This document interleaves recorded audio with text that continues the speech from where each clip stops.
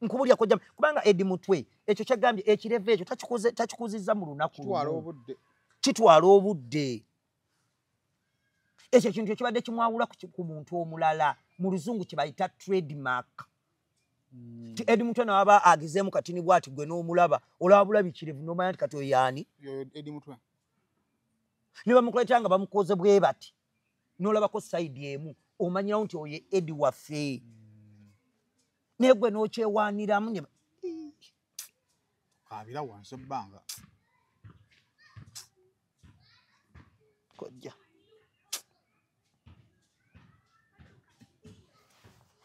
sibanga tegala kaaba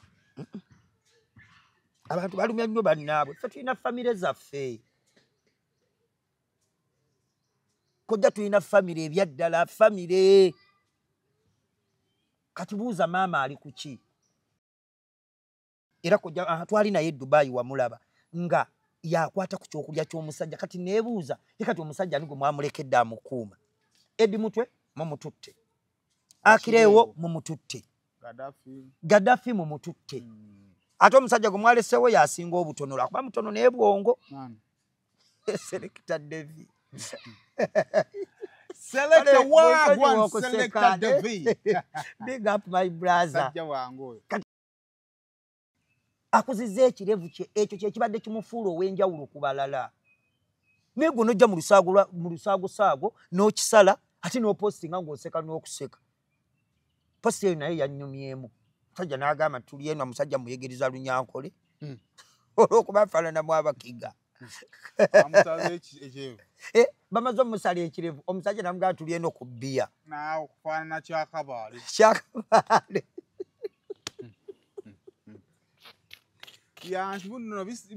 naye ebyennaku bisekebwa naye nkusaba taata byonna mu bitukoze ne naffe tuli mu kkubo tukola ki omusajja agaa tujja oba ani yapostinga posti eyo ng'alaga gy'alaga nti tujja baali bagenda Dubai bayimbi n'agamba tujja naffe tujja okugenda mugenda naye mugende mwekka okujja mujja naye mugende mwekka tetuliiko naye amazima gali nti nsaba busabi abantu abatukose emitima mututunuulire omuntu eyakosezza senga Ssebbanga nakwasizza Katonda omuntu eyakosezza Eddie Mutwe nkukwasizza Katonda Nana Hub Mouthwash ly'eddagala ettuufu lye nnakakasa mu kujjanjaba endwadde z'amannyo. Amannyo gakuluma bw'ossaayo ekyokya oba ekinnyogo gagasanyalala bw'osenya ovaamu olusaayisaayi oba ogayiza ludda lumu. Senyesa Nana naye weegendereza abafere tebakuguza kappa mu kkutiya musange mu famasi zonna. Nana yakakasibwa National Drug Authority. Ffe aba Rosemary Beddings tukuleetedde kalonda yenna ow'omu kisenge wamu n'ow'omu nnyumba. Rosemary Beddings tusangibwa Kasubi okuliraana ebitaala nga wakaviira ddala ku mafuta ga Rubisi ngadde Namuŋŋoona, oba otusange Nankulabye ku branch yaffe empya okuliraana Cheza Hotel. Tukuleetedde kalonda omuli bed covers ez'omutindo, blankets ez'omutindo, suitcases ennungi, amasuuka amalungi, neti mu buli size, mattress protectors, kuno kw'ossa emifaliso egitalumya mugongo, ebitanda eby'omulembe n'ebintu ebirala bingi nnyo. Tukubireko ku nnamba z'essimu 070 77 59 71 oba otusange ku branches zaffe ez'enjawulo e Kasubi ne Nankulabye, ate nga tuderivaringa Rosemary Beddings, your home of comfort.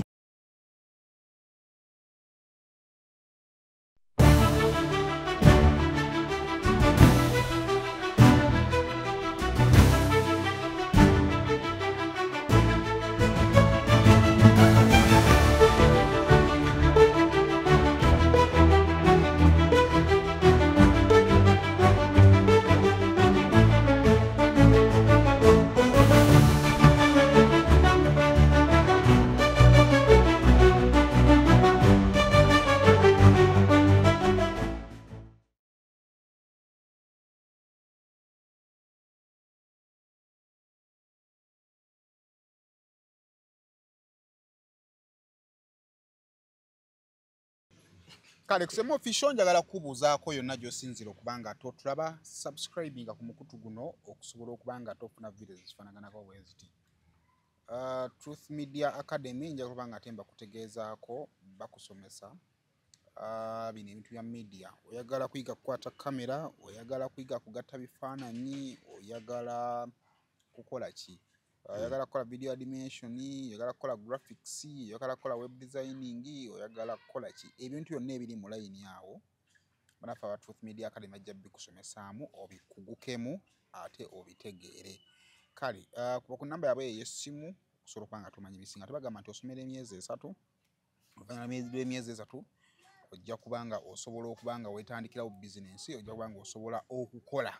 Kale Truth Media Academy banoonyeeko ebintu bikutambulira bulungi. Rosemary Beddings basangibwa awo Nansana Namuŋŋona ngodda Nansana akibali Kasubi ngodda e Namuŋŋona. Ojja obbasanga kava ku Lubisi booti tuna ku mukono gwo ogwa kkono ogende Hoima ojja kubanga ate obalaba. Bagamba nti weetaaga bintu bya mu kisenge. Blangiti, masuka, pillowcases, biki byonna nga nagamba bampaako ku mufaliso. Nasangawo omulenzi yeyaguza kale yakaseeramu naye kakola. Wali oyagala kipiira? Leka kiyita kipiira. Gwe gamba atandika okufuka mu myaka emikulu. Nagenda okulaba nga kisusse nnyo. Kale ne gamba kale we nalaba bakalanga mune kakola. Aliko kayina nti gwe lwakuba badde kiyise kipiira. Kayina eno akagoye kungulu ke batungirako. Kale ate ekipiira ekikwata amazzi kiri eno mabega waako. Era oli bw'aba akyadde tayinza kumanya nti ke wataddeko. Totegeddeko jja kyegamba. Si kipiira. Wabula kayina eno kungulu akagoye era katunge bulungi nga olaba olugoye oba lw'entebe nga olaba bed cover. Then ekipiira ne kibeera wansi. Kiri eno munda. Kale amazzi gakulukuta gadda ku seminti. Era kojjogera kuwomberwa nnyo. Nze nkalina era ako mwannyinaze bamuyita okakozesa Rose. Ya, mpozi n'akatimba k'ensiri ak'ebbeeyi ak'ekitanda kyange era nakagula wuwo. So ako nako muzigo. Ekipiira kikoledde. Si kipiira. Gamba akantu k'omufaliso akaveera k'okuba kale ekipiira kinene biba by'abaana. Kati bw'omaliriza ng'akwagira kalimu eno emabega eno owasemba omufaliso kalinamu akatugi ebeera gata okambulula ku lastika kalinga olwo empale edda ze twayambala ng'oluwuzi ne kaluma ku mufaliso kati gw'olumaliriza ng'okajjako ng'odda mu nnomo ng'oddayo kussuuka ng'okuba otulo kaakati awo kitegeeza tebaayo mulimu guddamu kukolebwa kokajjeeko kalungi nnyo kali amazzi kaganywa nga woolaba gundi zino gundi z'abaana pampa gaba munda kaakati era bw'oboogira kateeka walungi owayita empewo kabi kayitamu empewo nga kakala akaddamu buto ku makyanga kati olwo n'oddamu n'okooza ddi tebakooza buli lunaku katugezeeze mukooza mu weekend Saturday ono ng'akakoze emirundi ng'emeka buli lunaku Monday to Friday kalinga akola ku radio oba ku TV Monday to Friday obeera ku ono air obeera ono air wakateekamu ssente zo toyagala zikufiira sobola. So kale kisinziira sika buli omu kisinziira oli wa kkubo ki nowaye abaana bayongeddemu science tebikyaliko kkubo ono mu westerner ate ono weeno ono weegindi naye bombo twala tugende yambuka anti era nabo tebeefa tebagira tebali active ne bana bafa abali active ate munnanga ate bbaawo we basinga okwagalaawo mulimu era n'abasajja abamu nayo kujja tula nti ate bitunyumira mulimu agantu wasanga agalina ate nze ye tamwagala era n'agala bakayombera bamugamba yimuka tasula naye oyo mba njagala mulabeko omusajja bw'atyo nemuli omusajja ng'aboggola ekiro tambula nviira genda saagala omubuuza nti ki tenjumba yange agiddugaza naye baba go gasala ku buyonjo bw'osaagaza agamanyi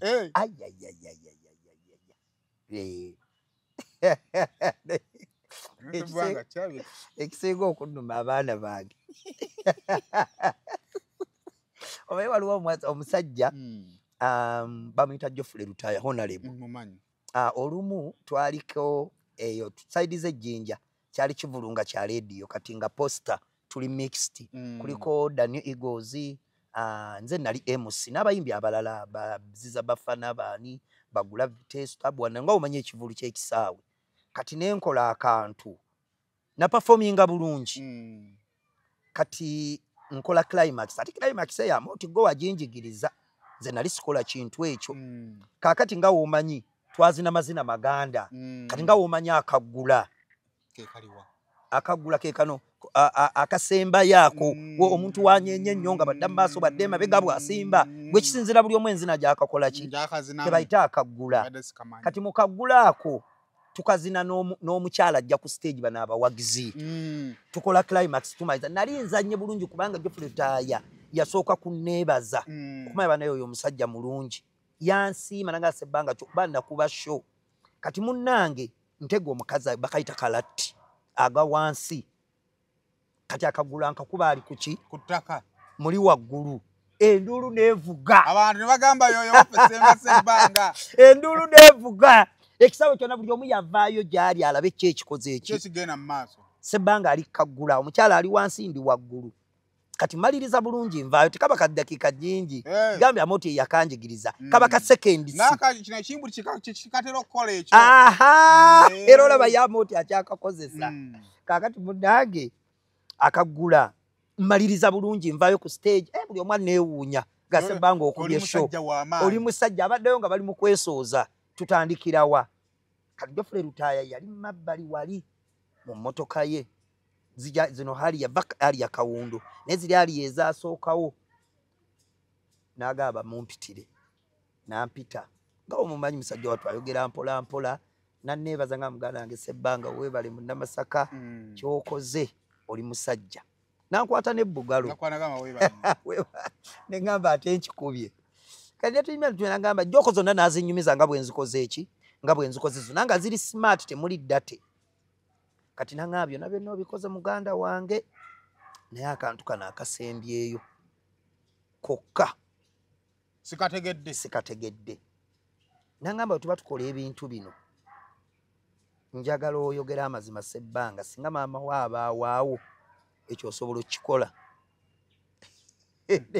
nze kenyini nanyenya mutwe nakola bwenti omuntu ali akubuzako naye nga olulimi terukyasitupa naye ngaogera nolemwa naŋŋamba bw'obanga okola ekintu nga maama wo omweraliikirira okukiraba oba naŋŋamba n'abaana bo nambuza olina abaana nti ye osobola okukikola nga abaana bo weebali era neŋŋaana ne mugamba nedda kati naŋŋamba ekyo ekintu kyokoze obadde ozannye bulungi naye ekintu kyokoze kibi nnyo ate ebintu bino jjukira babirikoodinga kati abaana bo n'abazzukulu bebalibiraba baligamba jjajja yali akola ki so omwami n'ambuulirira n'anteekateeka bulungi nnyo era sebo omukulu papa onalebo owaffe wekakuutu ekyo kyo taata siriddamu kikolera ndowoozasiddangamu kuzina kagula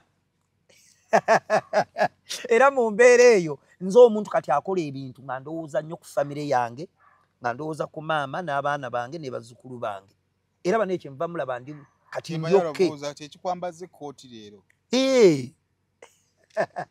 era biri bye mbadde yambala ebimu ebitategerekeka kati sayimo emyaka 4 anti kote zeetaga kwambala emu wawezezaayo eziwerako ziwera era baizawe kati wemba nzija next week era ngenda kuba mu suuti ndala ate ngejjudde fuulu ate siyoka kuliko n'ebigenderako ebirala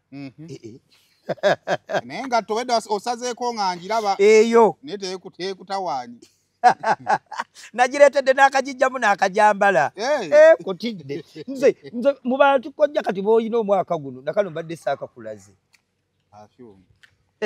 byebigendera ku suuti kojja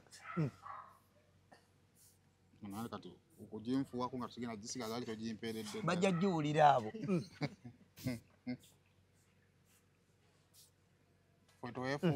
yiye erinnya libalage ekyo tugipolomoti nga ninja abamanye brand baneyo baginoonye 1.5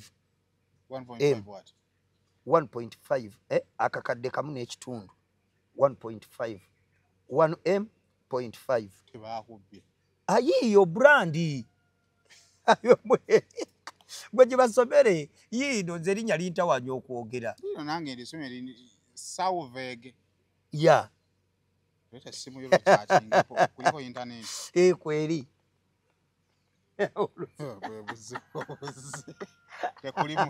Tekuli muliro. Tujja gendera awo. Ensawo ekyalimu ebikola. Ate ekyo ki? Shades.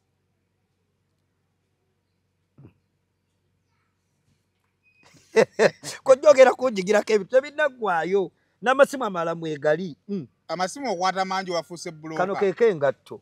Koja amalika nsoke njimujjiremu. N'akasitokisi akagenda mukaako kalinga olulimi lw'ensiri. Tomala gambalira mu bintuntu. N'oteekayo? Biri ebyedda mbw'omenyeka n'engatto. Kojja oseereza buseereza lyemugga.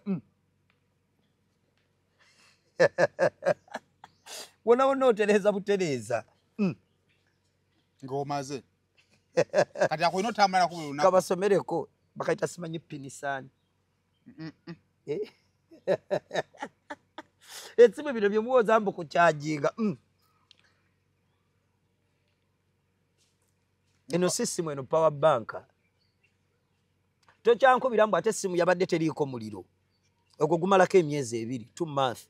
Ng'okyajinga? Kibayita power bank. Mumve mbiri bye mbadde mulina power bank ate eringo. Power bank ng'eringa olusozi. Awo kojja bwe tutuuse ebyendeeta Dubai. Ogenda kunjigirako bingi ogibayita Dubai. Kati bino bino wabijje Dubai. Dubai. Tosontona wobijje Nansana, wobijjewa. Bwegenda ku Yesu amala balina mabaala simanyi kulya kunywa. Tayimulesi simanyani big zone. Awe tuli kojja. Amasimu geego kyalo kiramba nyinawo n'akatono. Mambo no mapesa bakyabutula buno simu ya kakebera sirimu ako. Kano sike kamwenda akakatochi. Katochi kakakebera sirimu. Ali sigenda westalabye ke kakebera. Era balagira bwetire.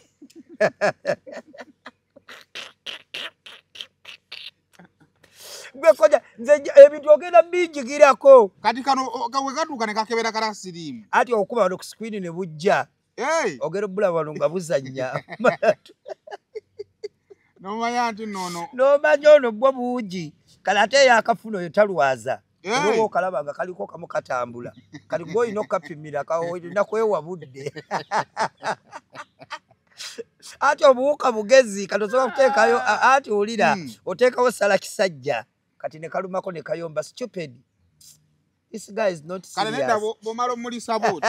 No kizula anti kaliyo kamu. Waliyo kamu babubiri. Ngokawa kyala kisajja. Ngokawa sala kisajja. Kale kaluma kyala kisajja ne kawuli ya testi kamanya ono si muntu si yazze.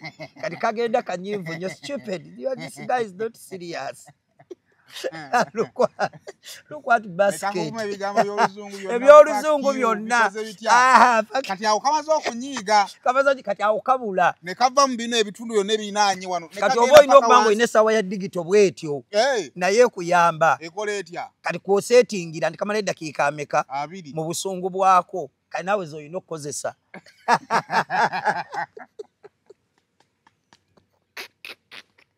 Nze kujogera kunjigirako ebintu. Nze buli simu erina omulimo, buli kyalina kirina omulimo. Kati waki abantu badde bafa? Funafunyi kasimuko. Kasimuko. Teekayo ekyalo ekisajja. Sooka omulise obulwadde bujje. So emulisa bwoti. Bujje ku screen yawo. Omanye omuwendo. Nakandi. Ayimiridde bubi. Singa buba bungi totambaala. Obwo. Ng'omaze omulisa bwoti n'obulaba nga bungi weebuli. Era osala amagezi. Gatya. Oteka sala kisajja. Otera da kigere. Kigere. Kati nabone buluba kati go kyoluisayo gwe fulaga ali ku lubasi goza gisoti. Tokati ko jonyo nonje tokandi mulokole. Kakati obwo obungi. Kati gwe butola ky'abantu bakyayina nnyo bulwadde. Bayiza kali kiringa busobola okufuuka dormant butya. Kiringa omuntu aludde nnyo ku ddagala kojja abatakyasinga. Bakayita kakola kika freezinga. Ka freezinga. Kyendi mu kwogerako. Kati awe bulumako. Buko guno omubiri mulala eri test yakiri. Ndala nnyo ku bulwadde. Ali kati gundi ene yinza okunuubuka. oba sala kisajja kalugozo eyinza okunuubuka bubanga olumye ku jjinja ate nabo bunyiiga kiringa gwe olya emmere embi mu woteeri osobola omumalawo essuwaani oyinza okuddamu okulya wadde example ennungi kana oba bulumye ku muceere oguliko amaki ne buyomba ne buddayo gye bubeera era ne bamaleeta omusaayi ogwo mwe buli guba guzeeyo no guli eno mu kifuba bugenda eno ku mutima obuzibu kunyiiga nyine okutuga eno wasi wa bawala mbirebe nega kojja bagamba ki sigamba nyina bizibu nga mwendi simanyi wawo obadde ambaddemu Dubai ebintu bitambula bulungi waddayo Dubai naddayo Dubai agamba atya sister wange wa Mpombo African Restaurant ajatina makula Sharifa agamba atya seka na erinya eri olugave yenna makula na kitende buli amanya gabawala agolunakani agolugava amalala ali munna namakula oba nanshinga nani eya kati waliwo n'omulalira Sumaiya kati yali ku kawunta omutono gwange mami wange Sumaiya salamu alaikum ye nakitende mama wange nkulamusizzaako assalamu alaikum ne mami Zai waliwo omukyala gubayita mami Zai omunene onaanona emmere ku airport ajja na receiving amutwe ku airport mukyala munene nene twamukazaako lya mami Zai oyo naye mwali tukutumiddeko taata wange Hassan Dalok agamba atya mwali kintu kitambula ngakwenda zino kati era olaba ebiriwo mu Nuupu naye biba bimukosezaamu kati awo naye tulina omusaasirako ssebo taata ennaku ezo yasondera abaana babadde mu kkomera nange nawaayo era muzeeyi sente wazitwala era basondera kubajjayo ndowooza kubawa ku buyambi obw'enjawulo kubasondera ndowooza okufuna oba ebikozesebwa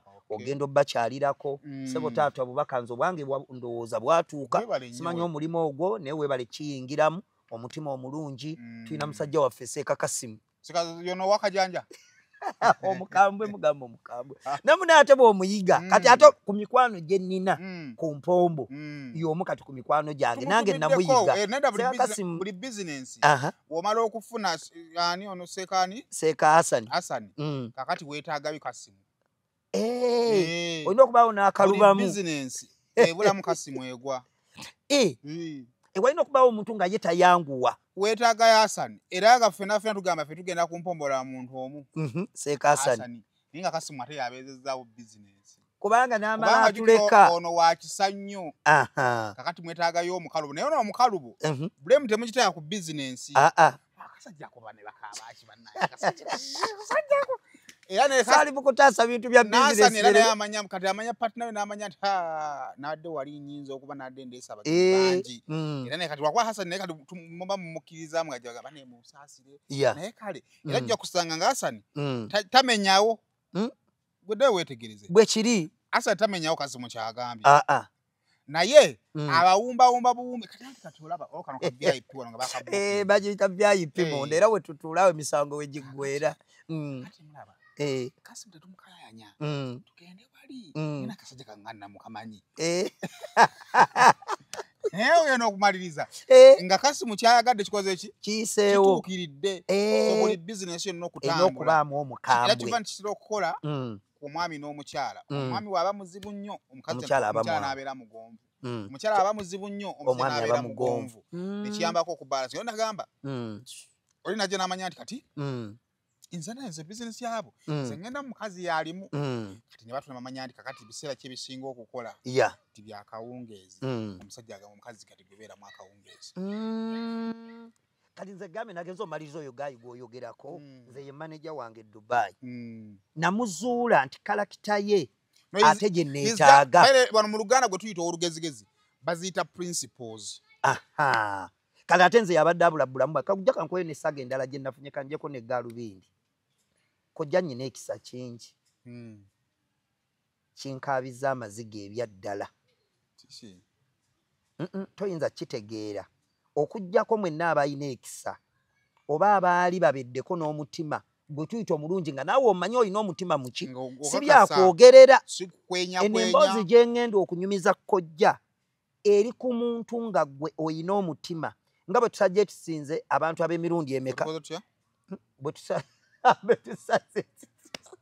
bwe tusuggestinze kale bwe tuwadde ekifaananyi badde sikategedde suggesting ane saagala abantu nga bwe twogedde ku bantu babiri ne tukuwaayo Seeka Kasimu ne tukuwaayo ne Seeka Hassan mu bulamu ndowooza gwe wennyini ng'omuntu wandibadde otambula n'abantu ba mirundi emeka lwakuba kiyinza okuba nti kisoboka ku maintainingika aliye Mukama bwe yali akola bw'akola kampani agiteekamu abantu ab'emirundi emeka kati nze nange Seeka Kasimu nakuwadde gwe manager e Dubai kati neetagayo manager wange e Uganda nga bamanaginga ki bamanaginga muntu ono kati nze obuzibu bwange nasooka n'embeera n'empisa empisa nazo zikaluubiriza ffe abaziina kati ekyokubiri nemba n'omutima omulungi omutima omulungi gundetedde gutya obuzibu nfunyemu ebirungi naye ate ndaba ebibi biyitiridde ofunye ebibi bingi mu mutima gw'omulungi menyese nnyo omutima mu mutima omulungi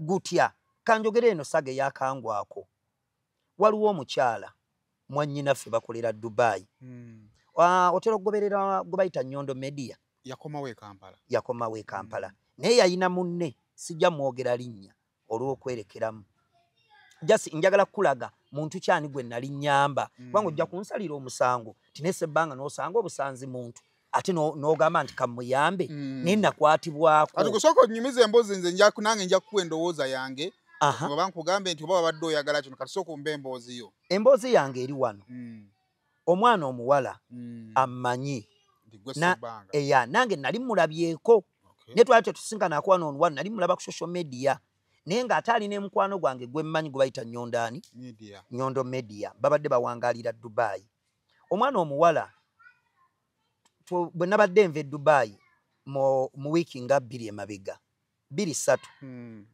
najja n'ennyondo kunyonya etya era nga mwannyinaze nga tuyambagana nga omanye embeera zange ba yalina omwana omuto Nyondo nga yalina omwana omuto kati ne tujjira mu mbeera eyo nga omanye omuntu alina omwana embeera y'okutambula ogimanyi alina emigugu era nga tuyambagana paka luddawa paka ku airport Entebbe twakozesa Uganda Airlines kati mubaamunona mwe mwali omuwala oyo nga nange mukola ki nali mulabyeko namulabanga ku social media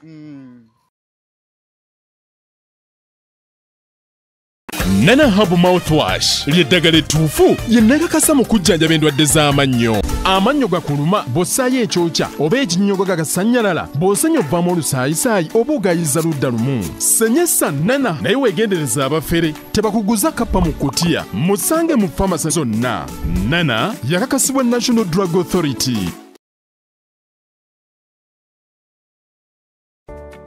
Musuubuzi munnange nawe walina ekirooto ky'okusuubulako e Dubai nenesanya okukwanjulira banno ba Clarion Integrated Logistics Solutions abeesigika era abeesimbu mu kutambuza ebyamaguzi by'okuva e Dubai paka e Kampala e Uganda nga biyita ku mazzi oba konnyonyi ku bbeeyi ejja mu nsawo yo. Twesige ku Clarion tukuyambeko okutuuka wotosobola kutuuka mu bwangu nga kagayise ku mazzi atwala ennaku 18 zokka ate eyakago atwala ennaku 3 zokka okutuukako ku woofiisi yo. Tusangibwa ku Diamond Trust Building omwaliiro gw'okuna akasenge 411 kati osobola okukola oda y'obutereevu ng'oyogerako ne Nankabirwa Sitera ku +271 582 58 79 oba ku WhatsApp ku +256 756 846 772 oba jangu butereevu ku ofiisi zaffe ezisangibwa ku Hamri Port Edeira mu Dubai. Clarion lw'okusaabaza ebyamaguzi byo mu bwesimbu okuva e Dubai paka e Kampala e Uganda mu nnaku 18 zokka.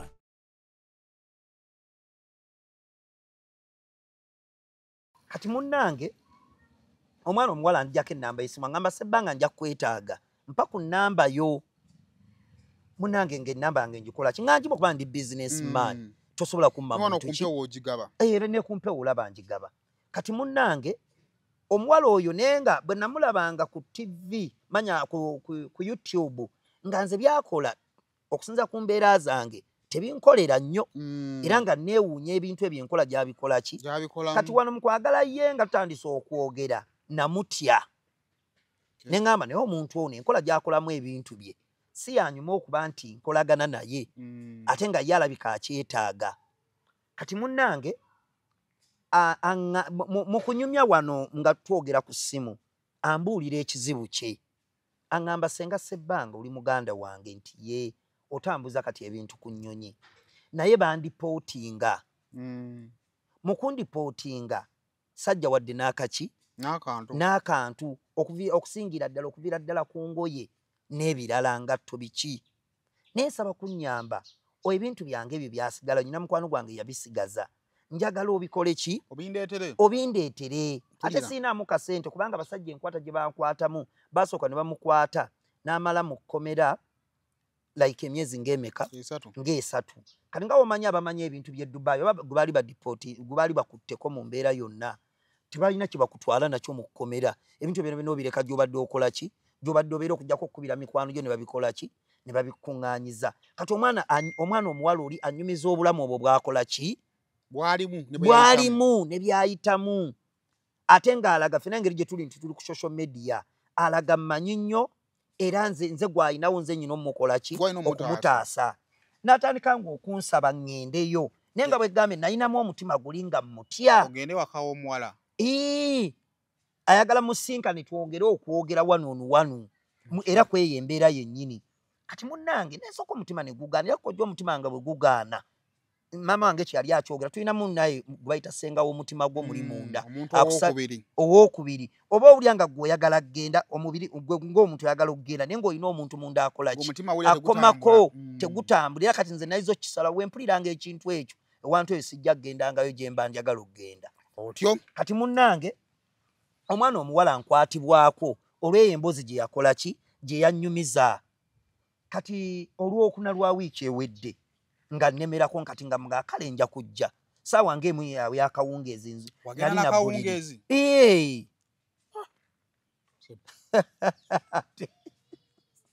Nengamba kangendeyo omwana omuwala ankole ki? Mulabe njogera okuwuliza byakola ki? Kawungeezi njogera mazima.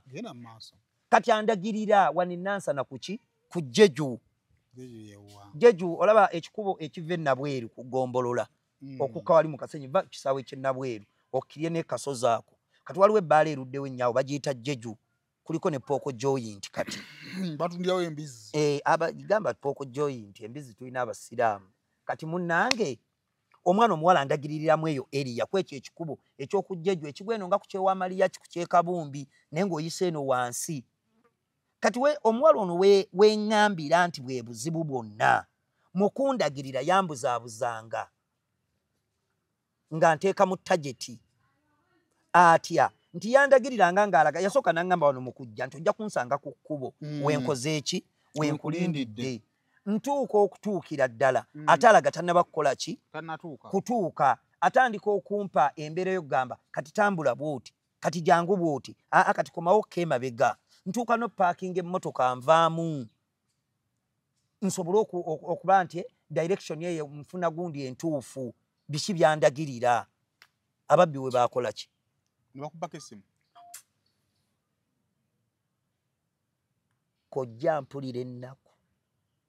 Mwana muwala sigenda kwogera mannya naye mwannyinaze bw'obanga wali mu lukwe olwanziba wankoze bubi. Mwannyinaze nali nzize kuyamba. Nali nzize kuyamba ng'ojjako babanziba kale ke banzibe kubanga mu mbeera yonna ekyo kyali kiteeketeeke mu bulamu bwange tekirina okubeerawo naye amazima nali nzize kuyamba. Nze kye kinnuma wannyinnyonnyola ky'oyitamu. N'oteekamu amafuta go. Nenteekamu amafuta gange nenteekamu ebiseera kojja ekinnuma nazuukuka na buliri ngende nnyamba omwana omuwala alina ekizibu. Yakaaba ki ekyo kyakuddusa kuva mu ate oba okumanya nti omuwala oyo mubi ate okuva mu eyo embeera bwe yagwawo taddangamu nakunkubira. Kyova olaba nkyakuyinako akabuuza. Kibi nnyo kibi. Yamanya nti baakubba. Yamanya kubanga nti bamala okunziba nsigaza kano akasimu akatono. Mugamba era nze namanyirawo kubanga embuzaabuza gye yambuzaabuzanga no balyoke banzibe kyekyandaga nti naye abadde mu luki yankoledde olukwe banzibe. Era ne mukwera ne mugamba mwannyinaze kyonkoze tewandinkoze kintu kino nga nzize kukuyamba era ndeka yesimu yange eyasembayo. Nenzijjukira mu bintu bino bye tuzze tuyamba ndaba abantu abagugulana ne David Lutalo Era njagala gendayo mubuuza ne baba David abantu bano abakuba ku social media obalaba. Omanyi lwaki kojja sayogera ku mbozi ya David Lutalo? Oyo omusajja alina bwakwata ebintu bye. Ate naye tavangayo kukola ki? Naye nammwe abakuba muganda wange David Lutalo naye yankabya amaziga muganda wange JB wamu na Anatolius mukola kibi. Gweyagala kuŋŋamba nti Anatolius teyafunako mu David Lutalo kintu kyonna kyayinza gamba ebbanga lye baamala. Muganda wange JB toyina Lutalo kye yakuyamba. Okimanyi yamuwa ne kolabo. JB yayimba ate. Oluyimba lwe bayimba ne Lutalo lwali lugamba nti oba yatunda bintu bano abantu abagenda e Bulaayi okukola ne babafera nga abategedde tugeze nga bonogamba ngenda London. Lwalaavu luno lwali lw'amakulu nga message eraga abantu bano abagenda e Bulaayi okukola. Otegedde n'otunda ebintu byogenda e Bulaayi okukola. Kale oluyimba luli awo yali kolabo. Naye kye ŋŋamba nammwe betuyamba mubeere n'ekisa kojja. Nze mmoroka yange nga mpuliriza oluyimba lwa Kafeero lwe bajja ne banoonya ebisigalira by'abafu mu nnyumba ewa Kafeero. Kafeero yagenda okufa nga si mumativu n'abantu. Nkuwayo abantu ab'ekisa nsoose ne nkuwa David Lutalo. Nze David Lutalo ku bulamu bwe mbubeddemu kaakaseera ndi myaka 10. Buli muntu alina obunafu bwe. Baba David olinamu obunafu. Naye ate ekintu kye bakubira sikiraba. Omuntu gwali obedde naye ne mulya ku suwaani emu bw'avaayo nakukola bw'atyo oyo omuntu aba ajula nakukuwa butwa. Era nze nasanze omusajja mu bbaala naŋŋamba sebbanga toddamu kulekawo giraasi awo ng'oginyweddeko n'okomawo n'oginywako. Era ekyo bwenze mu katikati bwengasse esitoola ya David Lutalo n'engatta eyange ne Kafeero bwenze mpuliriza oluyimba lwe. Ojjukira Kafeero lwe bamunoonya ebisigalira by'abafu mu maka ge. Oyo omusajja naye yafa mumukosezza bannayuganda. Kati abantu baffe muleme twettira. Nze kwengattira kati ne ku kino ekiriwo essaawa zino ekya muganda wange Edi Mutwe.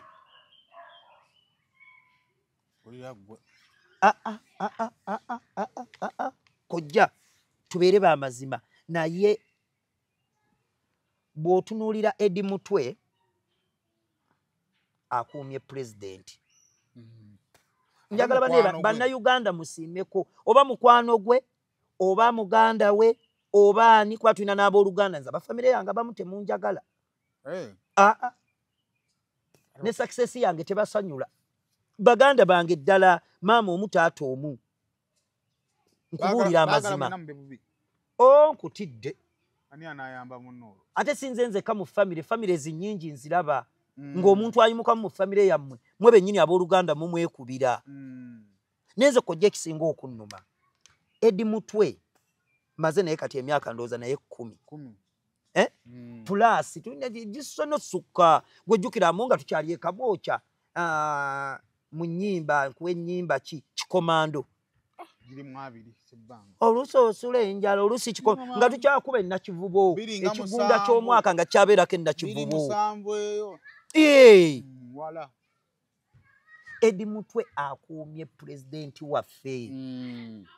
Edi Mutwe akuumye kye bayita discipline mubeere b'amazima. Nze njagala ndaba eggaali y'omusajja oyo okuviira ddala nga tukyayimba omuntu aveeyo agenda nti Edi Mutwe yankuba.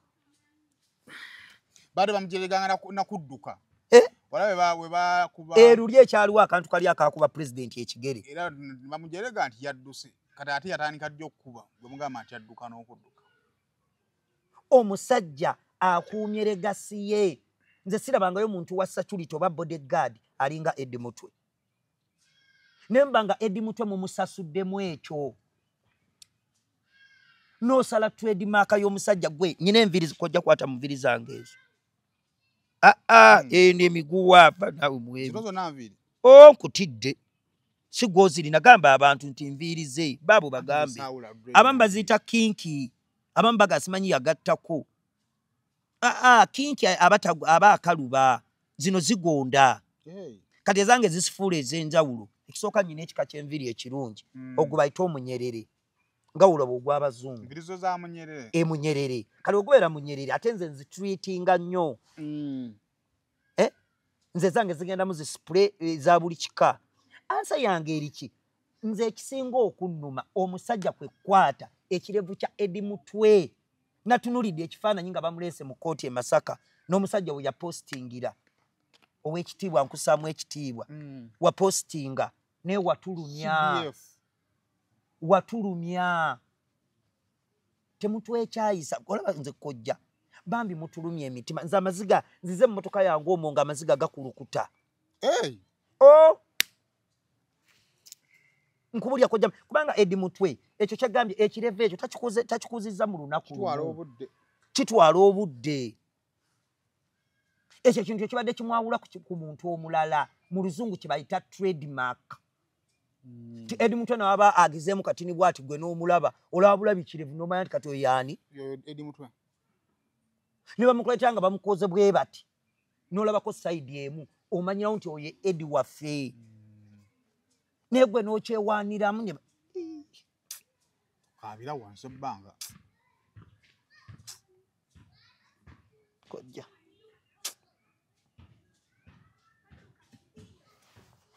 sibaatayagala kaaba abantu balumya nnyo bannaabwe ffe tulina famire zaffe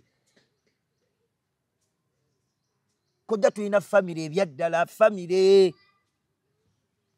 kati buuza maama ali ku ki buuza taata we gyali twale maama muwala we ne mukyala we bali Kawempa oba Kawempa waliwo kansala wange ali awo nali naye nangamba be bawangala ne maama wa Eddie Mutwe nensaba busabi ebisinga mu bitukole n'ebimu mubireke kojja gwe gambye Eddie Mutwe kati abafamire be bamanyi kye baliko olaba nze sebbanga nkaaba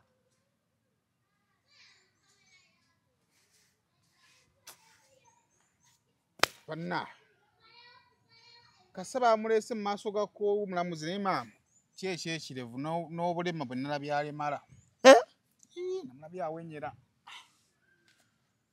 ffe twagala naye gambye okwagala kulina kugenda okutuuka okukoma nze gambye mbedde ne Eddie Mutwe nze yaŋŋamba sebbanga olaba nze nnyina embeera ezange era kojja twali naye Dubai wamulaba nga yakwata ku kyokulya ky'omusajja kati neebuuza ye kati omusajja ni gwe mwamulekedde amukuuma Eddie Mutwe mumututte Akireewo mumututte Gaddafi mumututte ate omusajja gwe mwaleseewo yasinga obutono lwakuba mutono naye bwongo Selector Devi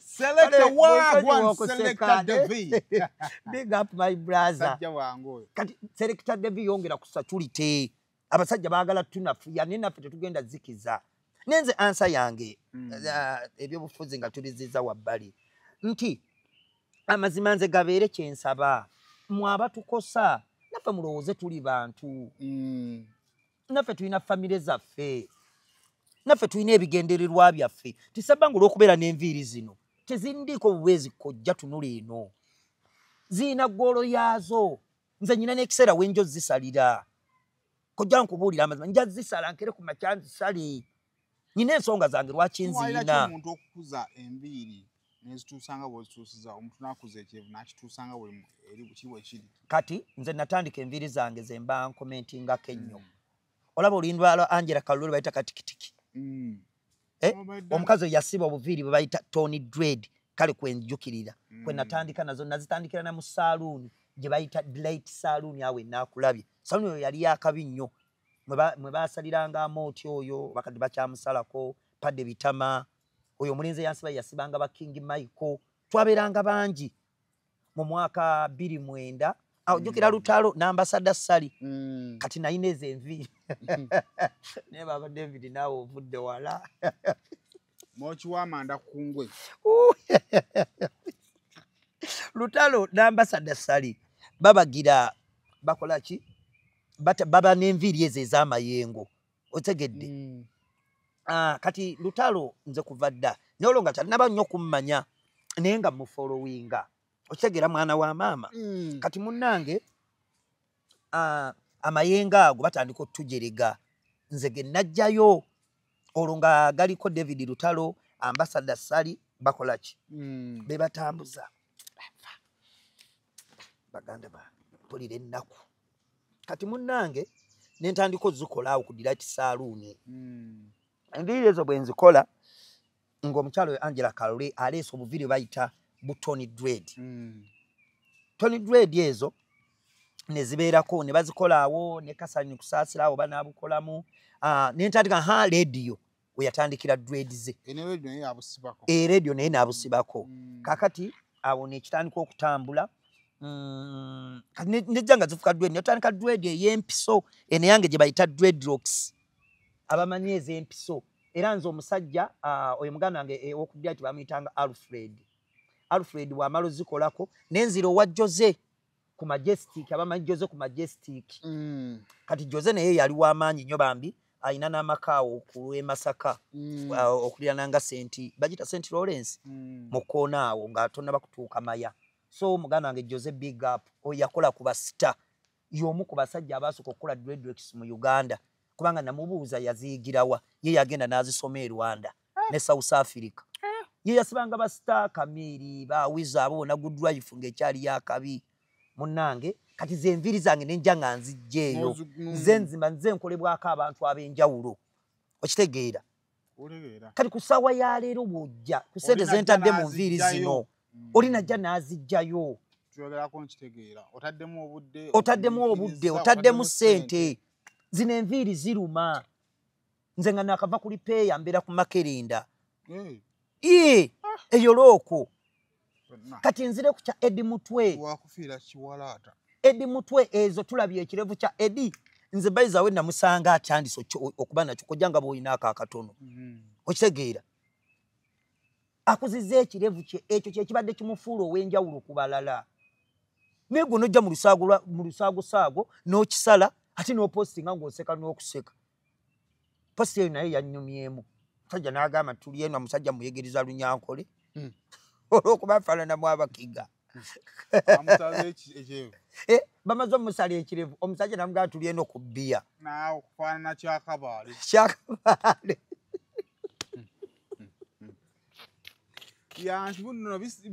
naye ebyennaku bisekebwa naye nkusaba taata byonna mu bitukoze ne naffe tuli mu kkubo tukola ki omusajja agaa tujja oba ani yapostinga posti eyo ng'alaga gy'alaga nti tujja baali bagenda Dubai bayimbi n'agamba tujja naffe tujja okugenda mugenda naye mugende mwekka okujja mujja naye mugende mwekka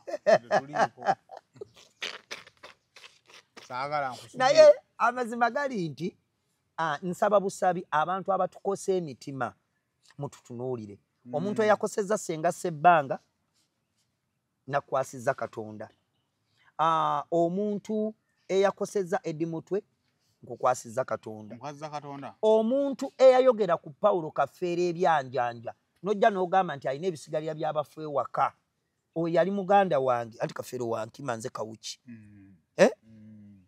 muganda wange oyo yafa akaaba omuntu akaabya David Lutalo amaziga mukatonda mmanyi David Bayibuli temuva wano ng'oyagala mwawukane ne David Lutalo yogera ku bintu ebi yogera ku Bayibuli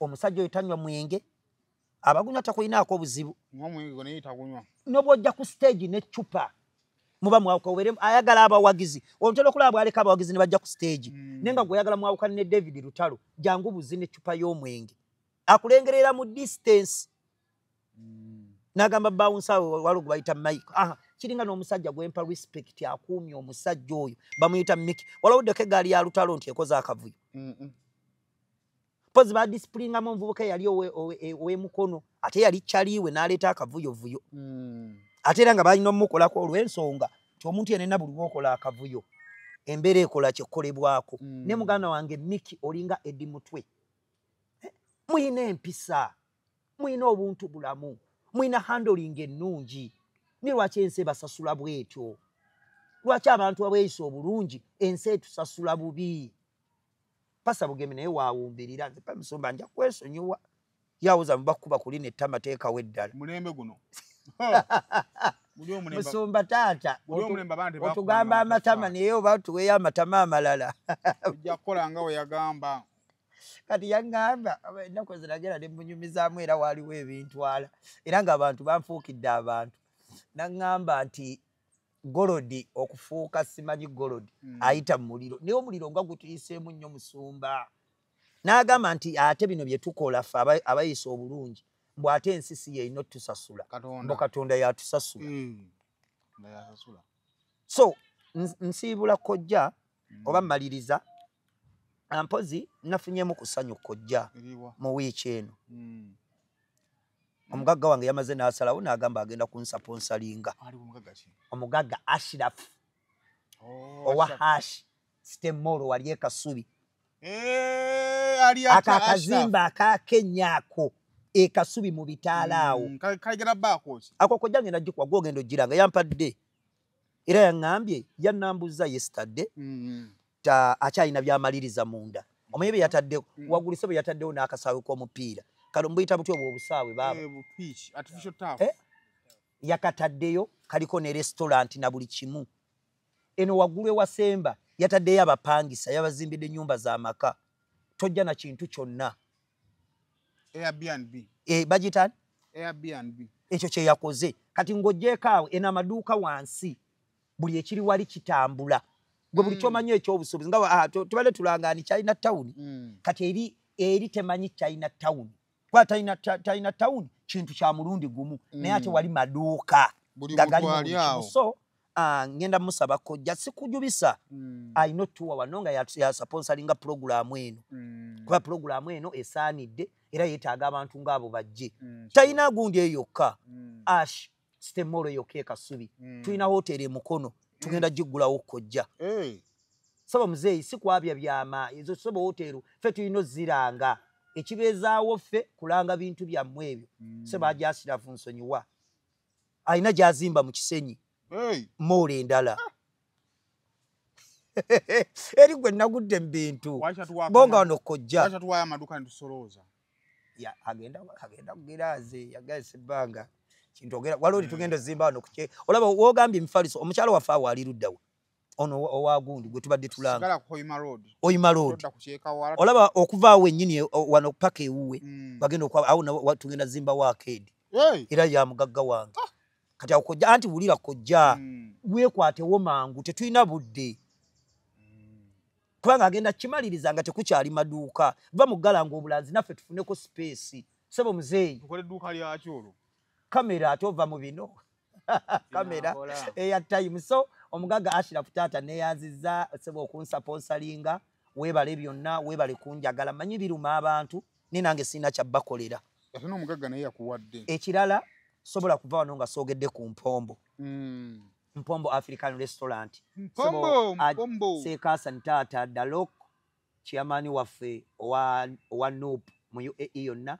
sebo nkwebaza we bali kunzikiririza okuba nti awo abantu we bansanga ate era nga nze nsaplayinga we ebintu byenzije e Uganda seo abantu mwenna abali mu UAE abajja okuwummulamu abajja mu vacation ova London ova America ova njogerera ku nsaawe eziri awo abava ettake abava Sweden ngoze kumanyi Dubai yensi eyebisanyukirwamu ensi mosobola okuwummulira South Sudan bajja n'abava e Kampala so mwetanire nnyo kye bayita Mpombo African Restaurant yefumba emmere eyaffe eyawano emmere eŋŋanda n'oli oluwombo nga lwa ddala kati bayongeddeko n'akabokisi ennyama y'akabokisi enkoko y'akabokisi ekinyeebwa ky'akabokisi oli ennyama n'ogijjamu oba bakiyita batya ennyalwe ennyalwe so bambi Mpombo African Restaurant ate nga wensangibwa kati sebbanga ebintu kojja nkyatambuza Sebba Air Cargo era kati abantu banjagadde nnyo n'ebizibu byonna byenfunye n'ebirungi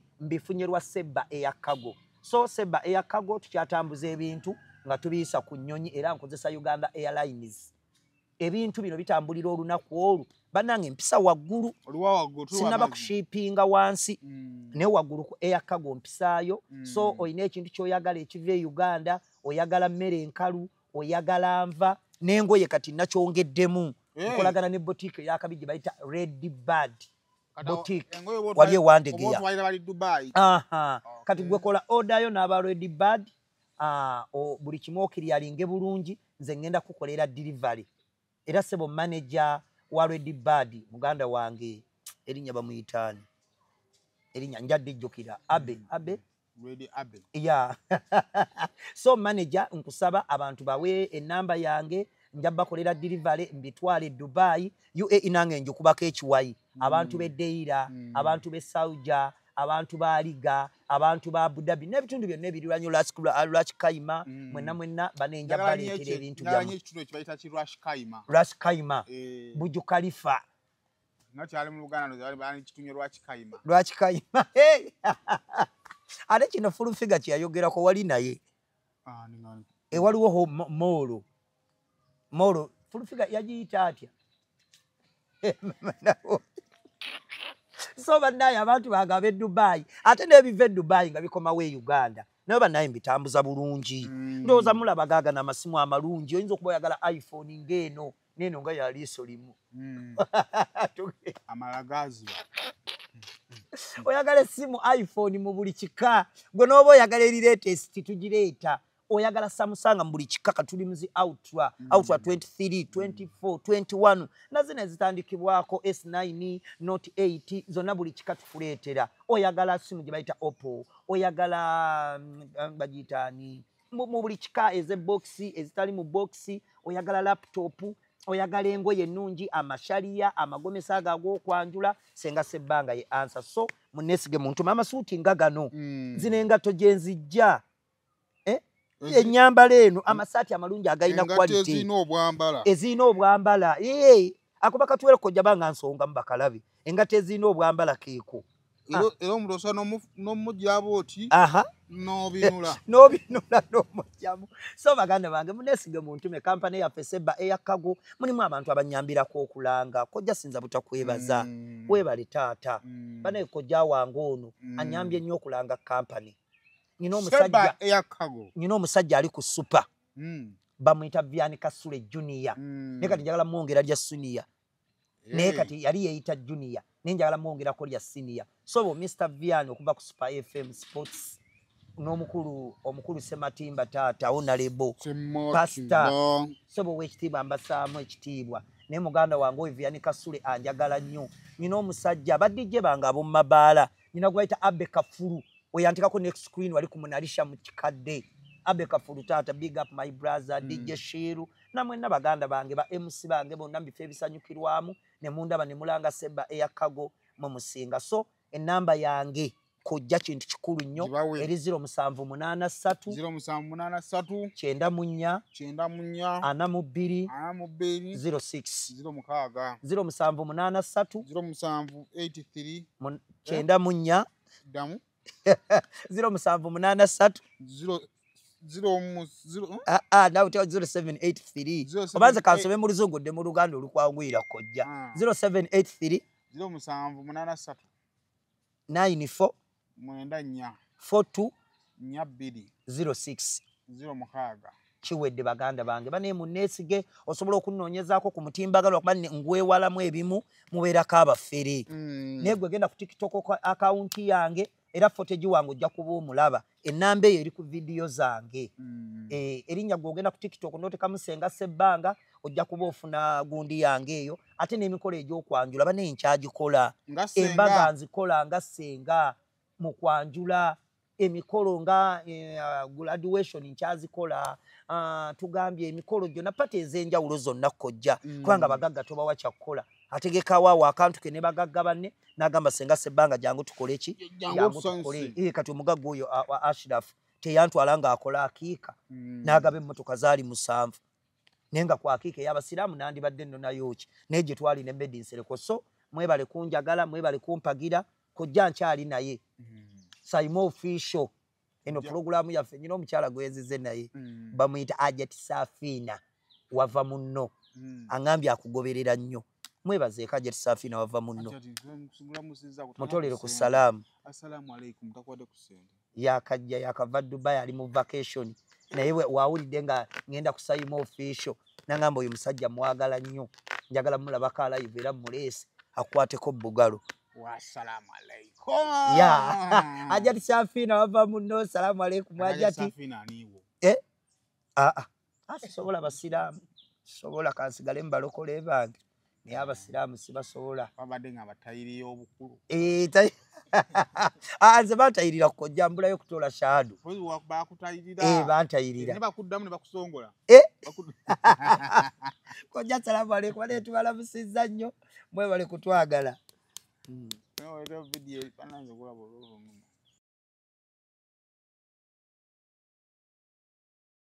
Nana Hub Mouthwash lyeddagala ettuufu lye nnakakasa mu kujjanjaba endwadde z'amannyo. Amannyo gakuluma bw'ossaayo ekyokya oba ekinnyogo gagasanyalala bw'osenya ovaamu olusaayisaayi oba ogayiza ludda lumu. Senyesa Nana naye weegendereza abafere tebakuguza kappa mu kkutiya musange mu famasi zonna. Nana yakakasibwa National Drug Authority.